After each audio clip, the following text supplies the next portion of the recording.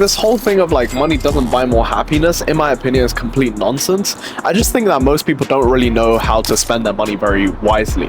Because the truth is, like, as my income has grown over the years, my happiness has gone linearly upwards. Just like how I believe buying the right things can lead to a lot more happiness, but I also think if you spend money on the wrong things, your happiness will deteriorate really, really quick. For example, right, like, money can buy experiences for your loved one, but just like it can do that, money can buy you a safety net. It can also be an attack vector into your life for people with nefarious intentions. You know that like age-old statistic of once you cross $75,000 a year in annual income, that's roughly where your happiness like caps out, right? And any more doesn't really show any correlation between how much you make and the level of happiness that you actually have. Well, I'm here to tell you it's complete nonsense, first of all, because that specific study was actually published in 2010. So if you account for like actual inflation, not like the bullshit statistics that government tell you about what inflation is, like 7%, is much higher, right? 75K in today's money is more like $300,000 to $400,000 a year before tax, because like tax takes half, obviously, so you're left with about 200, and that's around what 75K is worth like 15 years ago, right? And I'll be real, like 200K a year for a single individual, it's pretty comfortable. Like you can afford to live very comfortably, but you know, if you want to raise like a family or basically afford the things that are truly special in life, you can't really do that, or at least without saving for a really long time before actually pulling the trigger. Like I took my family on vacation to Dubai for Christmas. I have my notes here, that's why I'm looking down.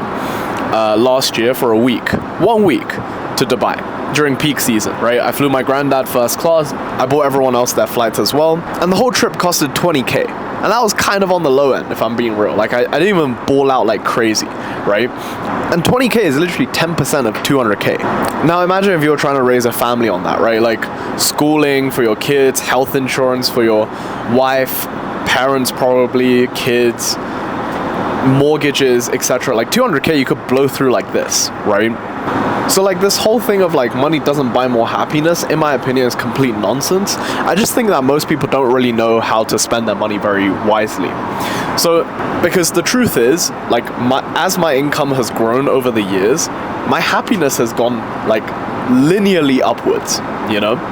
And just like how I believe like buying the right things can lead to a lot more happiness, but I also think if you spend money on the wrong things, your happiness will deteriorate really, really quickly. So for example, right, like money can buy experiences for your loved ones, like I did with my family, take them on holiday, etc., right? Those memories are great. You create amazing shared memories, and it really strengthens your bond. As well, it rewards the people that helped you along your way as well, right? But just like it can do that, it can also buy you a bunch of fake friends. Why? Because oftentimes, when people try to come into your life to exploit you for a lifestyle, they seem quite genuine on the front end because they basically shower you with validation and all of these things, right?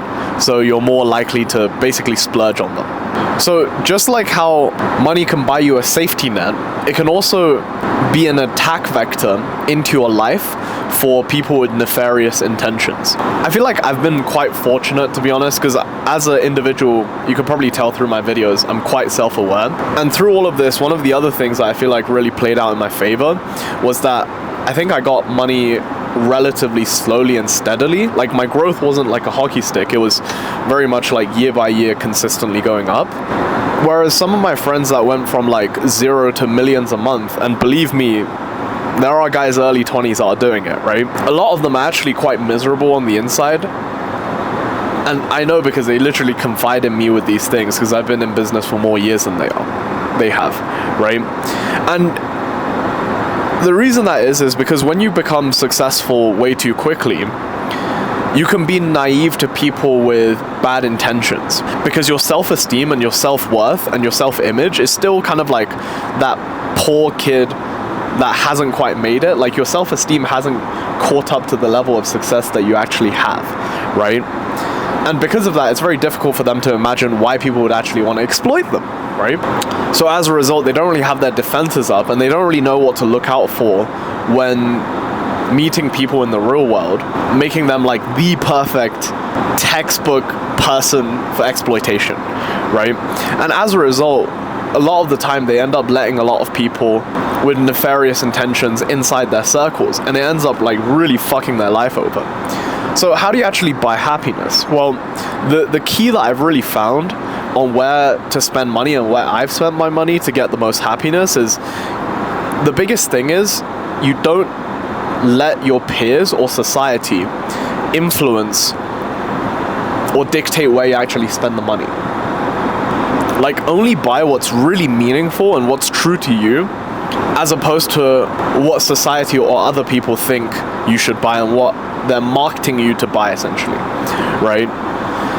So the following 4 questions are the things I always ask myself before I make any big purchase to really determine whether or not I should spend money on this thing, right? Which is, number 1, do I want this thing because the media told me to, or like social media algorithms told me that this thing was really cool? Or do I want it because I genuinely kind of want one, right? And also, do I want it just because I saw someone else have it? And if so, it's fine. If I see someone else have it and I want it, that's okay, because it's basically drawing inspiration. But is the person that I'm seeing wanting this thing someone I aspire to be like? You know, because sometimes someone can have a shiny thing that you kind of want, but then that person doesn't necessarily align with your long-term goal, let's say, in which case you shouldn't really buy the thing, because that very thing might lead you to becoming a version of yourself that you don't really want to become, if that makes sense. And then the third question is like, does buying this thing align with your long-term goals and your character as a whole? Like, I think in our heads, we all portray this character that we want to become, right? And for some people, it's like Batman or James Bond or a Super Saiyan, whatever, right? Does spending money in this way align with that ideal version of yourself, or does it not really, you know?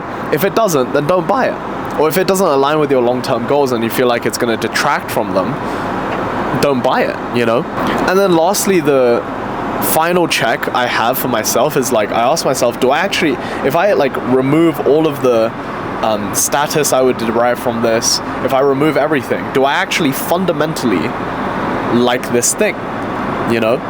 Or do I want it because I think I should like it, if that makes sense? So one of my friends, so to give you guys an example of this, right? I bought a Ferrari recently. It's my first supercar, and I almost didn't buy it because one of my friends made a comment, really close friend of mine. I knew he made it with the best of intentions because he has a lot of respect for me, blah, blah. But as in, he said something which is like, I pretty much wasn't going to buy it, almost. And then he said something, no, sorry. I was pretty much going to buy it, but then he said something on a phone call to me. He was like, bro, a guy like you should definitely drive a Ferrari. And then that made me really think. I was like, fuck, am I driving it? Am I buying this because like I feel like at my level of success I should have it, or do I genuinely want this? And now it just so happens I can easily afford this, you know what I mean? So that made me almost not buy it, actually. But anyways, so I bought a Ferrari because, I mean, first of all, I'm not really a car guy, but the things that I really valued about this car specifically was, first of all, it checks all the boxes I have for cars. Like, I wanted Apple CarPlay, I wanted it to be a convertible, and I wanted a supercar with 4 seats.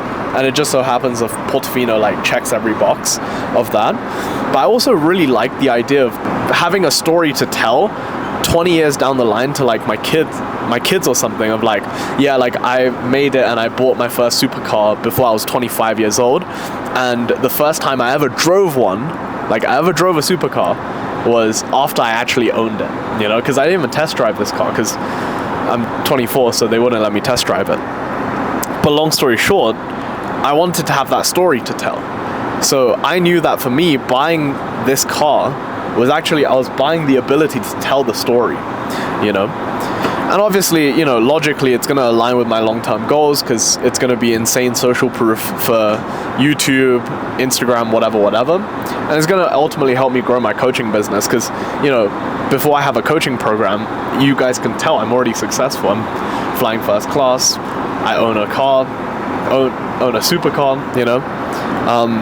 It's great for social proof. I've done, obviously these are materialistic things that check a box in your guys' head of why this guy is successful. But I'm also very accomplished, like business-wise. If you look up a lot of, if you just go on my Instagram, a lot of the people that you might know even follow me. I've done collaboration with some of the top like business influencers. I've been in this game for a long time. You can go on my other channel and you see just like 4 years of upload history on that channel.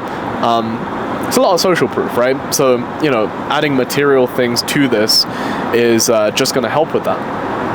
I can also take my friends out in it. Like, that's one of the biggest things, you know, like when you have cool things, you get used to the cool thing very quickly, but being able to share that with your team, with your friends is awesome. Awesome feeling. Family as well, obviously. And also at this point, honestly, I just thought, why not? You know, it costs about 160K. I can buy it cash many times over without really making a huge dent in my account. And at this point, I'll make it back. It's not really even a thing anymore, you know? So I realized like I actually wanted this thing for myself, so therefore I got it, you know? On the other hand, I spend very little on clothes. Like you can see this is a Uniqlo hoodie. It's like maybe $30. My jeans are $30. I don't really wear any watches anymore. I'm going to buy some more later on down the line, I'm sure, but it's not something I particularly value, you know? But like clothes is something that I just genuinely, as long as I look decent, I don't really give a fuck about because I don't really care for brands. That's a really big thing with me because I actually think, honestly, this is a funny take, but hear me out, right? If you wear big logos like LV and all of this stuff, in my head, I just can't get over it. I just think it's like hella zesty, you know what I mean? Like, if you really deep it, right? What is a logo? What is a brand of clothes? It's like, if you think about it as a uniform, right? It's basically like a representation of someone else's vision, their dreams, their aspirations, their value systems. And most of these fashion houses, they're created by men, right? So what if that man's value systems, his ambitions, his dreams doesn't align with yours? And you're going into a store, like setting time aside, going into like a Selfridges or whatever, Harrods, whatever, all proud, and then like you're paying exorbitant amount of money for something that is relatively like not low quality. It's obviously good quality, but as in the markup is insane, right? Just to represent another man's dream, ambitions, his visions. Like, I'll just be real, it's kind of gay if you ask me, you know what I mean? Like, that's why expensive clothes never really did it for me, and that's why it doesn't really align with myself, so I don't choose to spend money on it, right? And I'm pretty happy as a result. So that's pretty much it, you know? Like, if you want to buy happiness, you can, but you just got to be really intentional with how you spend your money. So if you guys found this valuable or interesting or funny, drop a subscribe, and I'll make more technical videos about how I made my money, etc. But in the meantime, if you want the really technical stuff, subscribe to my newsletter.